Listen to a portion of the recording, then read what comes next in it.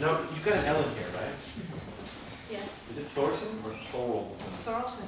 Thorlton. I've never had to correct you. So. I think I've said it wrong since the beginning, though. I don't think so. Yeah. Fantastic. I was saying it with an L. Yay! Sarah Thornton, everybody!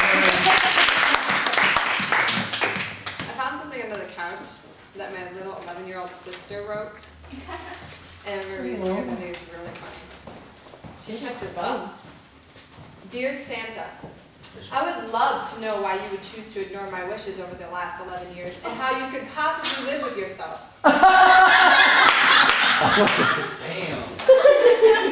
Right to this. You are Santa. You read people's letters. You listen to people's wishes. That's your job. Last year, I specifically asked for a small TV, but you didn't bother to get me something I wanted, now did you? I hope you have straightened up this year.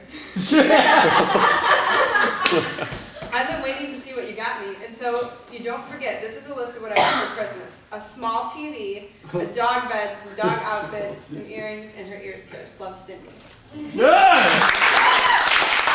How long ago was your sister 11? No, she's 11 right now. So that's not. It hasn't been sitting there for Did years. she leave it on the couch on purpose? I think she knows Santa's not real, and I think she didn't want my parents to find it.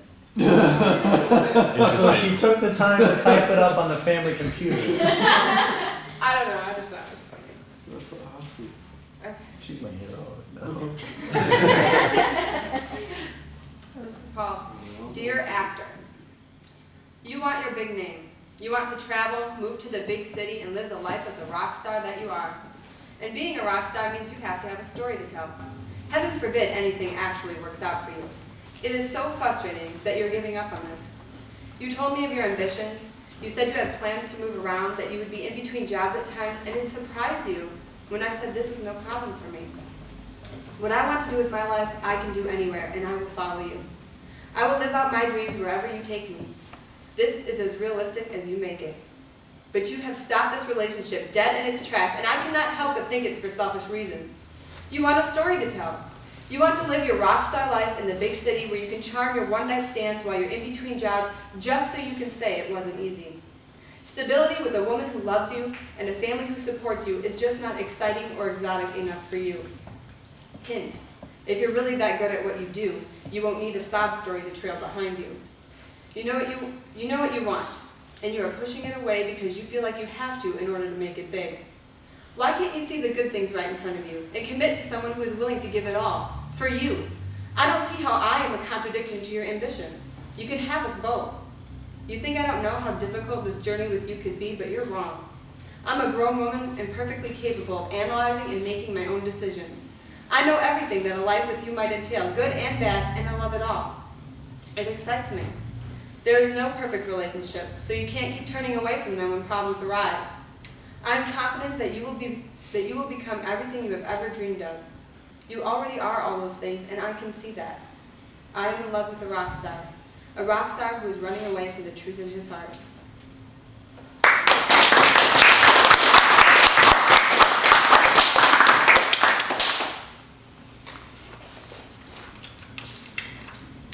This is called Confused with the Four-Letter Word.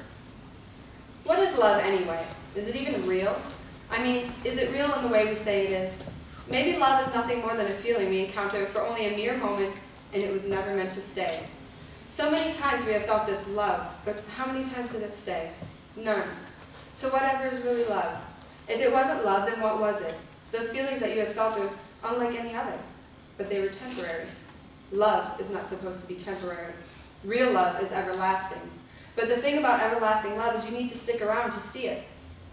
We need to be around forever to know that it is truly love. So the things we think are love, I guess we'll never really know until the day we meet our fate. And if that love is still around, then I guess it's true, right? Am I making any sense to you? I'm not sure how to explain it.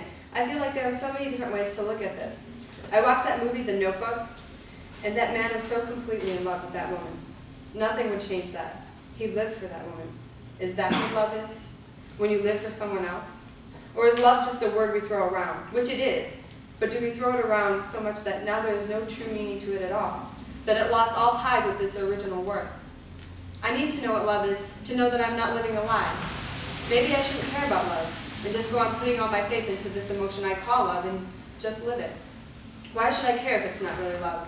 Why should I care if it's not everlasting? Why the hell do I even want to be in love? Why? Really, if I can't figure out what love really is, then why do I want it so bad? Perhaps the word love carries the meaning that I give to it and only that meaning. As in, love is what I make it, which means it could be anything. And then the feeling I have right now would indeed be true love and be real. But am I allowed to do that? Can I make love whatever I want it to be? If so, then couldn't anyone? And if everyone had their own ideas about the meaning and value of love, then wouldn't it become meaningless? Like a figure of speech. I am so frustrated right now. My head is spinning around this stupid four-letter word.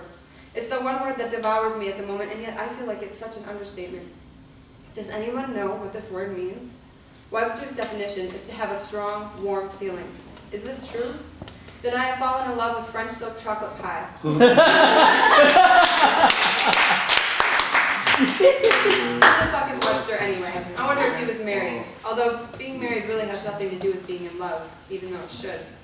A strong, warm feeling? What kind of answer is that? What kind of help is that to me? Perhaps I'm looking in the wrong place. Do I really need to define or redefine this word so that my heart can be reassured?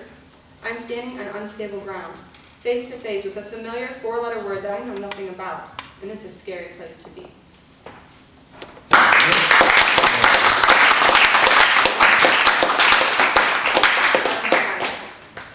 This is called Secret Admirer. I know what you're thinking. I know it's probably too soon. I mean, not only did I just break free from those chains for a second time, but he just ended a relationship of his own. I have no idea what ground he's standing on. Besides, he's probably too busy to have a girlfriend anyway. But I still think about him. His hair, that smile, those eyes. Oh my God, those eyes. Sometimes he looks at me and I don't know what to do. I mean, I look back and smile, but what I really want to do is kiss him. I wonder how he'd react if I did that. He's just everything I'm looking for right now. He has a good job, he's intelligent, he's ambitious, he's funny, and he's gorgeous. I need that in my life. I admire his creativity and his sarcasm. He appears to be very good at reading people. I often wonder if he can read me. And then I think it's adorable when he tries to dress all professional, but you can see his t-shirt underneath his jacket. I also think it's amusing that he probably doesn't know what to think about my randomness.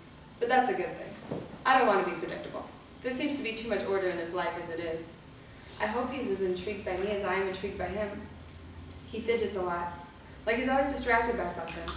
I think it's cute. I just want to take him in my arms and let him relax. I could be what soothes him, if he let me. I could love him, if that's what he wanted. But that's the problem.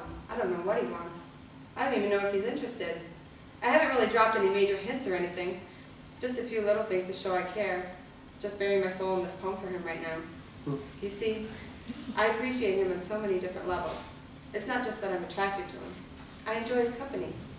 But I haven't spent near as much time with him as I'd like to.